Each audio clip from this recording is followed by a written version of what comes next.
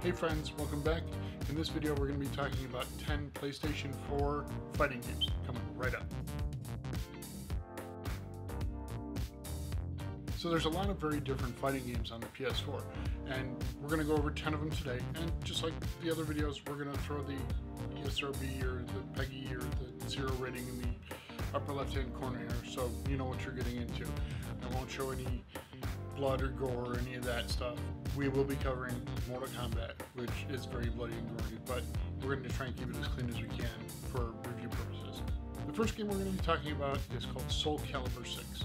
And in this game, it's a 3D plane game, meaning it's not just forward and back, it's left and right, so you can actually circle your opponent and do different throws or different holds based on their position to you. The game's art style is more on the realistic side, but the characters are far from normal. Some are regular, but the majority are demons or spirits of some type freakiness to them. There's a lot of in-depth lore here if you feel like reading, but the character bios and such are good fun if that's your cup of tea. There is a mission mode here as well that is kind of like an RPG mode. It has you traveling on an overworld map, fighting different opponents for seeds.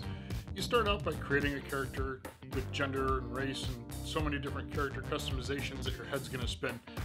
Lastly, selecting your fighting style too. So sword and shield, giant axe, dual wielding, all the normal options are here. As you travel, you'll be stopped by random encounters that you'll have to deal with. You can select different food that will give you buffs during battles as well. When you do reach a destination with an icon, there's a battle that you participate in. Sometimes they're easy, sometimes there's multiple rounds, they vary depending.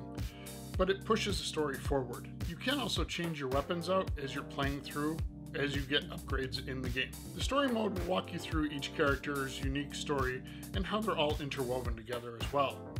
It's a fun game, but the majority of it is just kicking back and enjoying the show. The style of the storytelling has a beautiful hand-drawn flair to it. There is a small bit of fighting in this mode, but it's mostly just watching the lore unfold. Also, as you go through more of each story, other story sections will unlock as well. It's probably about 80% watching and 20% actually participating in fighting. The battle mode is the meat and potatoes of the versus game. You set your difficulty from 4 different options, one of 24 different characters, and off you go, each of them having their own unique fighting style. The 3D levels and characters look great, and the rounds move very quickly. Like so many other games, the move list for the characters is on the pause menu if needed. This is one of my favorite fighting games as it's just so easy to get in and right into the action. And the characters are so different from one another. There is online play here as well if you have the desire to play people other than those you invite into your home. One aspect that could be a little bit better here is loading times in between the fights. It takes quite a bit, but it gives you time to get up and go fix yourself a drink or go to the bathroom. The next game we're going to talk about is called Injustice 2. And in this one, you're actually picking a DC character that you get to fight other DC heroes and villains for fun and profits. When you first install it, it offers a tutorial which is great for newcomers to the game. After that, you have your typical settings such as difficulty ranging from 1 to 5, button configuration, brightness, audio setup, and more. This is a 2D plane fighting game that does have destructible levels as well as pieces that you can use against your opponent. The single player story mode is the game's RPG. The visuals look great and definitely have a very cinematic look to them. The story mode, though dark in tone, definitely has a lot of character and entertainment value to it. I noticed one thing playing through this is there's no loading screens unless you die and you have to restart a fight. It's awesome not to have to sit through loading screens. As you play through different areas of the game, you'll collect items that you can equip that will buff your character and change their cosmetic look as well. You'll also get mother boxes through gameplay that you can open up and get upgraded equipment for the different characters. As for multiplayer, you have an option for local versus as well as online.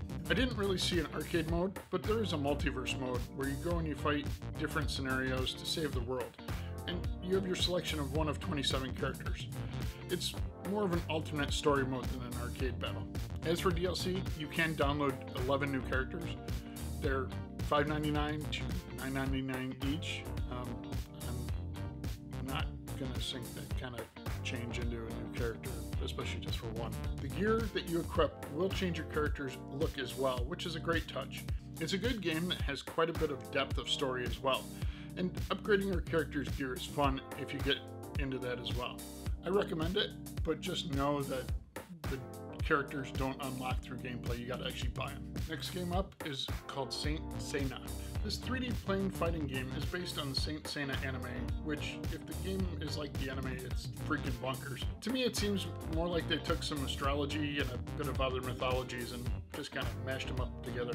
As for options, they're simple. Number of rounds, setting your difficulty from 1 to 3, turning special moves on or off. You can also adjust the player's health as well as the enemy's health, so you can make the game super easy with an easy setting and then turn their health all the way down to 25%. Under the options section, there is a password entry area where you can unlock different things. It's an interesting take on the secret code stuff. You have collections where you can buy upgrades and equip them that will help during battles as well. The battles are definitely different from other typical versus games as well. There's multiplayer option here, both local and online as well. I did hop online to see how long it would take just to do a pickup match. I tried doing an open match and couldn't find anyone else, as well as a ranked match, and nothing there either. I was playing in the afternoon on Saturday, so it wasn't an obscure time to play in my opinion. So from my views, the online aspect is pretty much gone. The Legend of the Cosmos area seems to be the main storyline with 4 different chapters: Sanctuary, Asgard, Poseidon, and Hades. There is a tutorial here that help you out as well. The other story area is the Battles of Gold. There seems to be a lot of content here that you can get and go through, but to be brutally honest, I was not a fan of this game at all. It's just the controls didn't jive with me really well, and the story I couldn't care about. The next game we're going to talk about is called Ninja Masters on the 80K Damashi compilation disc. For this 2D fighting games options, you start off with difficulty from 1 to 8, as well as a round duration option. After that, you select one of 12 different characters. The controller options are actually off the main menu even before you're selecting the game you want to play. The pixely graphics have a great retro flair to them, but the background music isn't really anything to write home about. Just a note about the equality of characters here. You can choose the older fighter and just do down and circle the whole time and beat your opponents without any issue at all. It's kind of cheesy and not very well balanced. The levels look gorgeous, and their details as well as the characters with their animations too. The movement is very smooth and full of flair. Each character has a weapon that they can pull out and fight with, as well as the regular punches and kicks. It definitely adds a little bit of range to your attack too. There are some combos that you can pull off here as well, but they seem to be a little more technical than just having a button mash fest. It's fun, and it reminds me a bit of the Samurai Shodown series with the settings and time period. There is very little loading time here as well, so the game keeps you in the action quite well. It's a fun game, but nothing that makes it stand out from any other game from that period of time. Ninja Masters is one of the games on the 80K Damashi compilation disc, and there's another fighting game on that disc as well that we'll be covering later too. Now we're going to be talking about Under Night In Birth EXEST. Mouthful. So Under Night is an anime-styled fighting game. For the options, you can dial in your difficulty from 1 to 5, as well as other normal settings such as the number of rounds and round length as well. The Chronicles option is just watching characters on the screen and pressing the X button to get through the conversations they're having with each other. It's interesting if you want to get into the story of the game, but just be ready to mash on the X button to get through it all. There is a tutorial mode here as well to learn the use of the gauges at the bottom of the screen, as well as other tactics in the game. The in-game currency is called IP, and when you go through the tutorial, you'll actually get some of that to help you purchase different things later on. Once you feel like getting down to it, heading into the arcade mode, you're selecting one of 20 different characters. The matches are all just on a 2D plane, so no sidestepping on your opponent here. The backgrounds look good, as do the designs of the characters and when they're fighting and their movements. Under the pause menu, you have your list of moves, which you can go in and see what you can pull off. There are also some combos that can be done here as well that deal out some decent damage too. The music during the rounds has a heavier rock flair to it, which helps keep the rounds moving nicely. One nice feature of the game is loading speed. It loads very well. They are there, but you just don't have very much time to sit through them. The characters are definitely unique in their fighting abilities and styles, as well as the weapons they use during combat. As you play through the different modes of the game, you're going to get more and more IP, which is the game's currency. Using the game's IP, you can buy different color schemes for the fighters, icons, and titles for your nameplate. It's nothing that gives you a huge advantage, but it does make your stuff more unique. You also have a score attack, time attack, and survival mode here as well, if that's the kind of game modes you're into. The mission section should be teaching you combos and such, but I had a very hard time pulling these off. It may just be me, so take that with a grain of salt. Overall, it's an okay anime style game. If you find it and it piques your interest, pick it up, but I wouldn't seek this one out. Now we're going to talk about Street Fighter V. Now, one of the things here is you're actually getting 5 different games. You're getting 1, 2, Alpha, 3, 4, and 5. But you're not playing those individual games. You're playing those schemes with the Street Fighter V character styling and art style. Different, I guess. When you select your game, you're presented with a few options: number of rounds, round time, as well as selecting your difficulty from 1 to 3. The graphics on the game are beautiful. Between the rendering of the levels and the characters, and just the general style of the game, it's a sight to behold for certain. It's a cartoon-esque rendering. I'm not sure what else you would call it, but it's definitely unique. The female characters do lean more on the risque side of things as well, so keep that in mind. The fighting is done well, not a ton of combos, but there are a few here. The characters are definitely unique in their style and tactics as you're playing through the game. After you get through all your rounds, you'll get something at the end that goes into your gallery that you can go view and enjoy. Under the story mode, you have general story as well as specific character stories, which you can fire up and learn more a bit about their backstories, as well as what drives them in their interactions with other characters as well. As you play through, you're going to get in-game currency. With that, then you can unlock different characters. It's a fun addition to the Street Fighter game set, as I did enjoy it.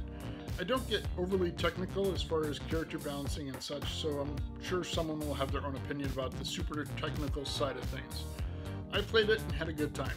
Now we're going to talk about a game called Skullgirls. The single player mode for Skullgirls has 6 different difficulties when you're firing up a new game. And you have your choice of story, arcade, as well as survival mode to enjoy as well. Starting off, you have 12 unique characters to choose from. 2 of the 14 total characters are locked at the start of the game and are unlocked as you play through. Its characters are very curvy, cutesy, and a bit risque, but the overall design of the game has an almost golden age of cinema style. It's a very nice change of pace from the typical over-the-top end-of-the-world scenarios you're faced with in other games. Each character has their own unique story that you get to watch and unravel as you play through. The game is fun and the characters' hand-drawn animations during the combat is very enjoyable and almost comical at times. There is one extra section in the game that lets you view artwork that you get from completing the single-player mode as well. For multiplayer, you have the option of playing locally or online if you'd rather. Overall, it's a very fun, cute versus fighting game that I would recommend. Now we're going to talk about a game called Dragon Ball Xenoverse 2. Firstly, if you played the first game, you can carry over your save into this second game. I opted not to do this to show a fresh example for you. Once you start up the game, you're selecting from 5 different races, and for most of all your characters, you get to select a gender as well. Another great change is that everything is available off the options button. So if you want to spend your attribute points, change your look, even customizing your outfit colors, it's all right there. And the minimap is hanging off the R2 button now as well, so when you want to see it, it fills the entire screen, versus just being in the upper right-hand corner. From what I've played of the game, it's very similar to the first one, so if you love Dragon Ball Z, then you're probably going to enjoy this game. One of my things is, after playing the first one and now playing the second one, it felt really samey, so I would recommend getting one or the other, but probably not both. Next game we're going to talk about is Mortal Kombat 11. Off the bat, none of the Conquer modes are available. Need to let the disc install. 2 of them being a half hour and the other one being an hour install.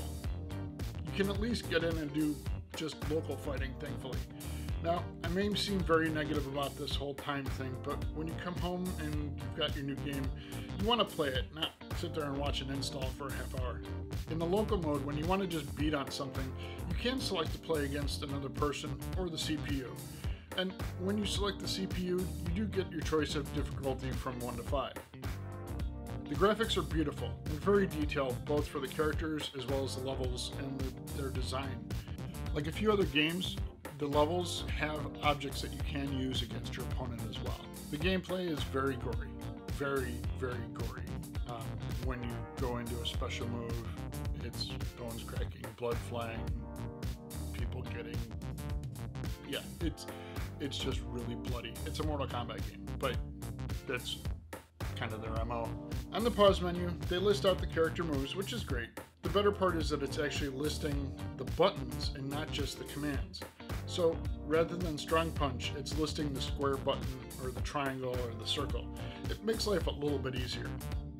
Once the story mode does unlock, you're looking at 4 options: story, Towers of Time, classic towers, as well as the crypt, where you can unlock different things. Starting with the story side of it, when you start, you select a difficulty from 1 to 5. It's brutal and bloody, but the graphics are absolutely astonishing. Just like in Mortal Kombat XL, it's the equivalent of a movie that you partake in during some of the fight scenes. The other great thing is that there's no loading screens as well. It just flows into the next scene without any hesitation. One of the other single player mode options is the towers, which you just fight a set number of opponents and then you beat the tower. There is an online mode here as well, however the update was taking forever and I wasn't able to get into it in a decent amount of time. There is also the crypt where you can unlock new items and such. As for DLC, there's plenty to get. There's another extension to the storyline, as well as new characters such as Rambo, Melina, and more. I was going to show some of the fatalities, but it's just so gory and so over the top, I'm not going to show any of that stuff.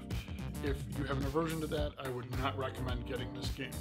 But if you can tolerate it, then Mortal Kombat might be right up your alley. Last game in the video we're going to talk about is called Marvel vs. Capcom Infinite. Right out of the gate, you have a couple different modes: battle, training, as well as story and missions. You also have collections and settings to go through as well. Starting with the story mode, you're actually treated to some cutscenes of the Marvel characters as well as the Capcom characters fighting with each other against Ultron clones. It's actually pretty cute.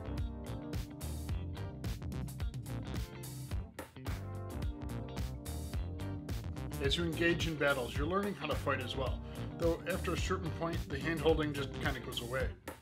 When you lose a fight, you can retry it or attempt it at a lower level difficulty, which is why you haven't seen a difficulty setting yet. It's a very smooth way to introduce all the different characters, some of whom are found peacefully, and some of whom put up a little bit of a fight. Playing through it will unlock new parts of the game, such as levels and titles. Under the battle mode, you have your choice of online battles, arcade, versus another player, as well as versus the computer. Heading into the arcade mode, you start with your choice of 30 different characters. And if you're harkening back to the days of Marvel vs. Capcom 2, when you would play and you'd get points to unlock your characters, don't hold your breath. There's only one thing that unlocks characters in this game. That's cash. Cold hard cash, baby. $6.99 each. Doesn't that sound like fun? Other than that, the game is a good time, and the loading times aren't horrible either. The character designs are true to their respective universe. Ryu and the Capcom team look just as good as the Marvel side. There were even times that I thought it might be Robert Downey Jr. voicing Iron Man, but I don't think so. Listen, it's a fun game, but I'm not going to pay $6.99 a character to unlock them. It ain't going to happen. I'm sorry. If it's something in your wheelhouse, by all means, but to pay to unlock the rest of the characters, it just leaves a really sour taste in my mouth. Not a fan of that practice, so I'm not going to condone it. So that's it. 10 more PS4 versus fighting games. I hope you've enjoyed it. If you have, give us a thumbs up or leave a comment, question in the comment section below. Other than that, have a good one. Be good to each other. Thanks for watching.